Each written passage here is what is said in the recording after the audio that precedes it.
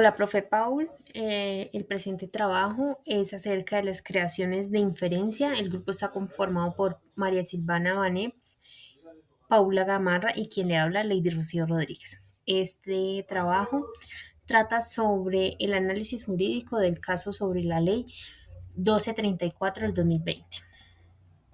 En este trabajo analizaremos la acción de inconstitucionalidad presentada contra la Ley 1234 del 2020.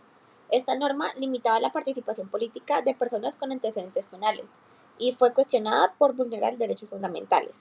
El objetivo principal de nuestro análisis es identificar los tipos de juicios, las inferencias y los razonamientos jurídicos que se encuentran en los argumentos del caso para demostrar cómo la lógica contribuye a estructurar un razonamiento jurídico coherente. Fase preliminar. En esta fase presentamos el contexto del caso. La ley 1234 restringía la participación política de personas condenadas, lo que motivó una acción de inconstitucionalidad. Los demandantes alegaron que la ley vulneraba los artículos 13 y 40 de la Constitución, al generar discriminación y obstaculizar la reinserción social de quienes ya cumplieron su pena. Por lo tanto, el debate central gira en torno a si esta restricción es compatible con los principios de igualdad, participación y reintegración. Aquí iniciamos la parte analítica del trabajo. Vamos a reflexionar sobre los distintos tipos de juicios empleados por los demandantes, distinguiendo entre los afirmativos que reconocen la vulneración y los negativos que niegan la validez de la ley ante la Constitución. También veremos las inferencias inmediatas y mediatas que sustentan las conclusiones y cómo se utilizan razonamientos tanto deductivos como inductivos para resolver la inconstitucionalidad de la norma. En este primer argumento, los demandantes sostienen que la restricción establecida por la Ley 1234 vulnera el artículo 40 de la Constitución, el cual garantiza el derecho de todos los ciudadanos a participar en la conformación, ejercicio y control del poder político. Aquí identificamos un juicio categórico afirmativo, porque se afirma de manera directa que la norma es contraria a un derecho constitucionalmente protegido. Ahora bien, la inferencia que se hace en este razonamiento es mediata, porque la conclusión de inconstitucionalidad no surge de una sola idea, sino del encadenamiento de dos premisas. La primera, o la premisa mayor, señala que toda norma que restrinja injustificadamente el derecho de participación política vulnera el artículo 40. La segunda, o premisa menor, sostiene que la Ley 1234 impone una restricción injustificada a ese derecho. De la unión de ambas se obtiene la conclusión lógica. La Ley 1234 vulnera el artículo 40 de la Constitución. Finalmente, el tipo de razonamiento empleado es deductivo, porque se parte de un principio general, el derecho constitucional a participar políticamente, y se aplica el caso particular de esta ley. El punto crítico está en determinar si la restricción es verdaderamente injustificada, lo cual en el ámbito constitucional debe probarse mediante el test de proporcionalidad. Argumento 2. En este segundo argumento, los demandantes alegan que la Ley 1234 establece un trato desigual entre los ciudadanos, lo cual es contrario al artículo 13 de la Constitución, que prohíbe la discriminación y garantiza igualdad ante la ley. Aquí identificamos un juicio categórico negativo porque se niega la validez de la ley frente a un principio constitucional superior, en este caso el de la igualdad. Desde un punto de vista lógico, la inferencia que se hace es inmediata, ya que la conclusión no se obtiene directamente sino a partir de la combinación de dos premisas. La premisa mayor dice: toda norma que introduzca un trato desigual sin una razón suficiente viola el artículo 13 de la Constitución.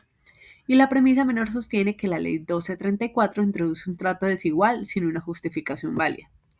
De la unión de ambas premisas se llega a la conclusión de que la Ley 1234 es inconstitucional por violar el principio de igualdad. El razonamiento es deductivo porque parte de una norma general y se aplica a un caso concreto. En este punto, el análisis constitucional requiere aplicar el test de igualdad o test de proporcionalidad, que evalúa si la diferencia de trato tiene un fin legítimo, si el medio es el adecuado, si la medida es necesaria y proporcionada. Este tipo de razonamiento es clave para determinar si la ley mantiene un equilibrio entre el interés público y el respeto a los derechos fundamentales. Continuando en este tercer argumento, los demandantes se centran su análisis en el principio de reinserción social, afirmando que la Ley 1234 obstruye el proceso de rehabilitación de las personas que ya cumplieron sus penas y buscan reincorporarse plenamente a la sociedad.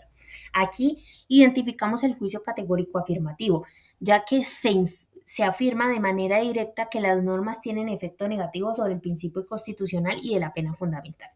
La inferencia en este caso es mediata porque la conclusión se obtiene de la combinación de dos premisas. La premisa mayor sostiene que las políticas estatales deben favorecer la reinserción de las personas que han cumplido su condena en cumplimiento con los principios de la dignidad humana, resocialización y la finalidad de la pena. La premisa menor plantea que la ley 1234 dificulta la reinserción y al excluir políticamente quienes ya pagaron la deuda con la sociedad. A partir de ambas se llega a la conclusión de que la ley 1234 es contraria con el principio de reinserción social. El razonamiento claramente deductivo es deductivo porque parte del principio general del derecho penal y la Constitución, la reintegración social del condenado, y lo aplica en el caso particular. Este argumento resalta la tensión entre la función retributiva de la pena y su finalidad de resocializadora, mostrando que la norma que perpetúa el estigma contradice con la esencia humanística del sistema jurídico colombiano. Ahora bien, analizaremos la estructura lógica que subyace en los argumentos presentados en la demanda. Podemos ver que en todos los casos el razonamiento es de tipo deductivo, porque parte de principios constitucionales generales, como la igualdad, la participación y la dignidad humana, y los aplica al caso concreto de la Ley 1234. Además, la inferencia que se realiza es mediata, ya que la conclusión de inconstitucionalidad no surge de una sola idea, sino de la relación entre varias premisas que se conectan para construir una conclusión coherente. Por ejemplo, podemos sintetizarlo así. La premisa mayor es toda ley que restrinja un derecho fundamental sin justificación razonable es inconstitucionalidad. La premisa menor, la ley 1234 restringe la participación política y la igualdad sin justificación suficiente. Conclusión, por lo tanto, la ley 1234 es inconstitucional. Este tipo de razonamiento demuestra que la demanda está bien estructurada desde la lógica jurídica, ya que no se basa en opiniones o juicios morales, sino en principios constitucionales objetivos aplicados de manera racional. Finalmente, la lógica en este contexto sirve para fortalecer la argumentación, garantizando que la conclusión no solo sea persuasiva, sino también jurídicamente válida. Conclusiones. Como conclusión, identificamos que los argumentos del caso se construyen como juicios afirmativos y negativos que evalúan la compatibilidad de la ley con la Constitución. Las inferencias inmediatas surgen directamente de los principios constitucionales, mientras que las mediatas combinan varias premisas. Predomina el razonamiento deductivo, aunque también se reconoce el uso de razonamientos inductivos. En general, este análisis demuestra que la lógica jurídica es una herramienta esencial para construir argumentos sólidos, coherentes y bien fundamentados. Finalmente, aquí están las fuentes que sustentan nuestro análisis, tanto normativas como doctrinales, incluyendo la Constitución Política de 1991, doctrinas de autores como Kelsen y García Meines y material académico sobre lógica y jurídica.